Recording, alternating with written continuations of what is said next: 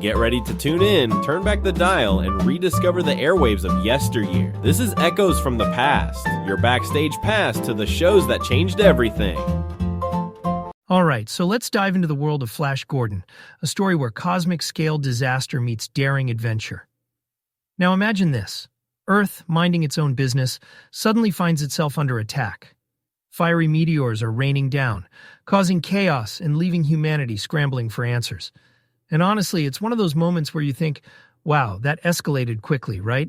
This is where we meet Dr. Hans Zarkov. He's kind of brilliant, but he's, well, not exactly your calm and collected thinker.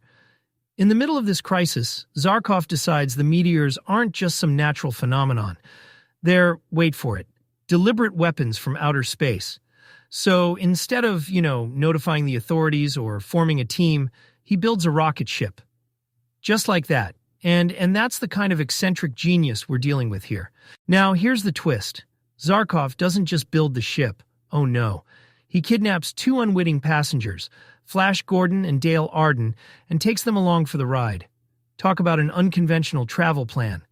So they blast off into space, heading directly for the source of the meteors, the mysterious planet Mongo. And on Mongo, the story only gets crazier. Turns out those meteors? They're weapons created by Ming the Merciless, the planet's self-proclaimed evil ruler. I mean, with a title like that, Merciless, you're not expecting a guy to throw dinner parties or run charity events, right? Ming is bent on destruction. Classic villain vibes. And our heroes? They're just trying to stay alive and figure out how to stop him. This whole setup, chaos on Earth, space travel, a diabolical tyrant, reminds me of the radio shows I used to listen to as a kid. One summer I was staying with my grandparents, and they had this old radio. We'd sit around for hours just listening to these wild, dramatic stories. Everything felt larger than life. It's kind of funny how those stories stick with you, isn't it? Anyway, the way Flash Gordon's story kicks off with such high stakes is part of what makes it so unforgettable. Simple, yet so epic. And things only get more fascinating when you start exploring the planet Mongo itself. All right, let's explore the planet Mongo a bit more because, honestly, it's one of the wildest, most imaginative places you could imagine. Now, you've got your icy landscapes in Phrygia, ruled by Princess Freya, of course, where everything's glittering and cold and just, well, kind of awe-inspiring. And then, on the flip side, there's Tropica. It's lush, green, buzzing with jungle life, and it's ruled by Queen Desira. The whole vibe there is so different, from snowy tundras to tropical rainforests. Mongo, I think, manages to feel like an entire universe jam-packed into one planet. It's like every corner feels, like a whole new adventure waiting to happen. Now, some of the episodes are just unforgettable, like Sacrifice for Poseidon.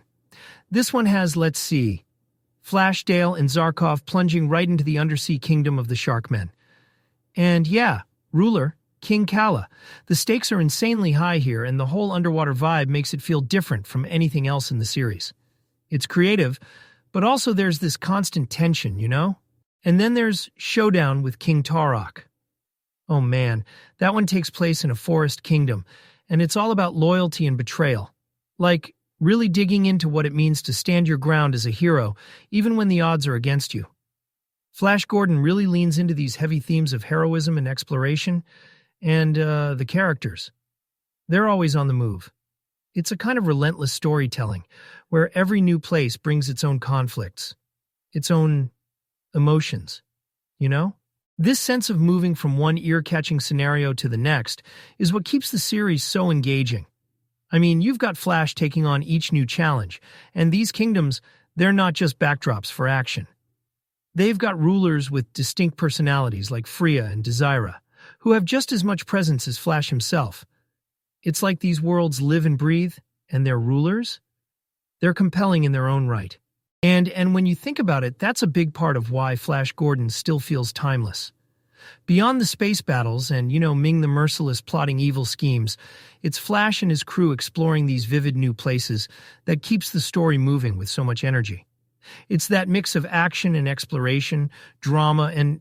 All right, let's talk about some of the behind-the-scenes challenges and triumphs when it comes to the Flash Gordon series. Because, yeah, even a cult classic like this has its hurdles. First up, something many listeners have pointed out: audio quality.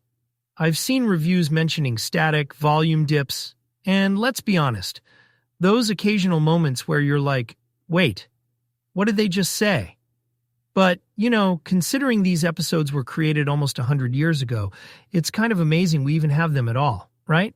And then there's the issue of episode repetition.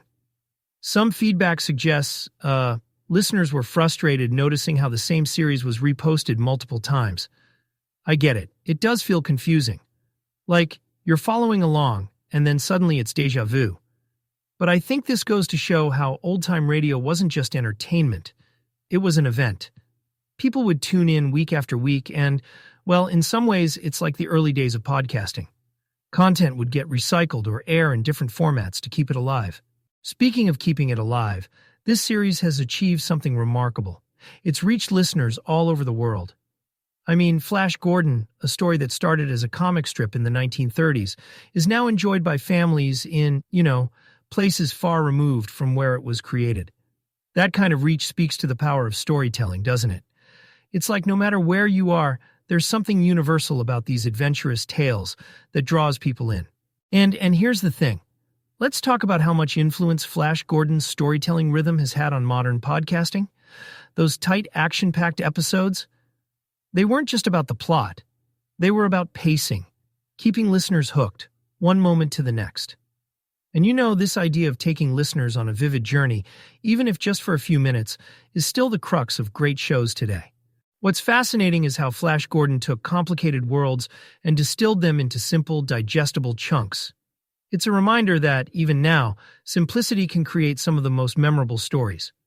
As podcasters, we can still learn a ton from that. Short, punchy narratives with clear stakes? They're timeless for a reason. So, yeah, Flash Gordon's world might feel like another time, retro, nostalgic, but at its core, it's about daring heroics, the curiosity to explore the unknown, and those universal dramas that make us lean in closer. And that's what storytelling is all about, isn't it? On that note, we'll wrap up for today. Thanks for joining me on this journey into Flash Gordon's universe. It's been a blast, and hey, maybe next time we'll explore another classic that shaped the way we tell stories now. Take care. Thank you for joining us on this journey through the airwaves of the past. We hope you've enjoyed exploring the classic radio shows that shaped generations and left a lasting legacy. Be sure to subscribe so you never miss an episode of Echoes from the Past. If you loved today's episode, don't forget to share it with fellow fans of history, storytelling, and vintage radio magic. Until next time, keep your dial set to the golden era and let the echoes of the past remind us of the timeless power of radio.